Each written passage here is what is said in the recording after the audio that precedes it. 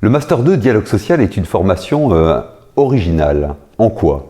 Alors d'abord, il s'agit d'une formation dite commune au sens du Code du travail. Qu'est-ce que ça veut dire? Ça veut dire qu'elle réunit au sein d'une même promotion des représentants des salariés et des représentants des employeurs, et on associe à ces deux catégories des étudiants issus de la formation initiale et qui vont soit être en alternance en entreprise sur des fonctions de dialogue social, soit réaliser un mémoire sur le dialogue social.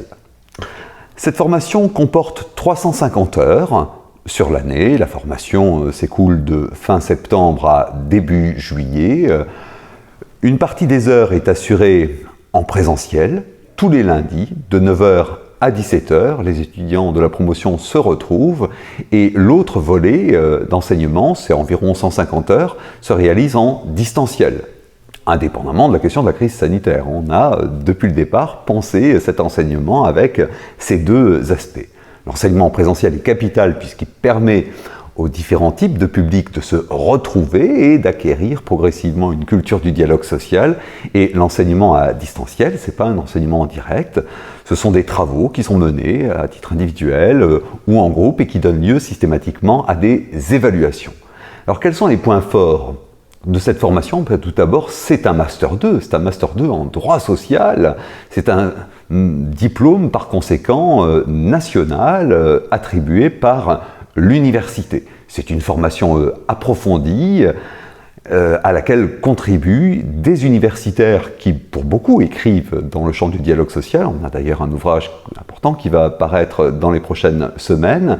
Et par ailleurs, un certain nombre de professionnels, avocats, juristes d'entreprise, syndicalistes, membres de l'administration du travail qui font des retours d'expérience également sur leur approche, sur leur pratique du dialogue social. J'ajoute à cela que c'est une formation voire interdisciplinaire, puisque à une formation juridique s'ajoute une formation assurée par des sociologues, par des spécialistes de sciences de l'éducation, par des politistes, ce qui permet d'aborder un nombre de matières extrêmement importantes. Par exemple, les stratégies de négociation, ces stratégies de négociation sont au cœur de notre formation, de même que la question de comment on rédige un accord collectif ou en quoi consiste le dialogue social à proprement parler. Cette formation est éligible au compte personnel de formation.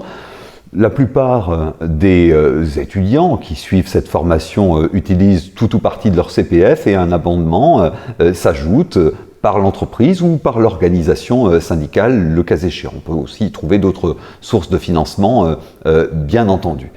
Dans quelle perspective? Eh bien, dans une perspective consistant à reconnaître, à renforcer, à consolider leurs compétences en tant qu'acteurs du dialogue social, mais le cas échéant aussi dans une perspective de reconversion professionnelle. C'est cela que peut permettre également ce Master 2.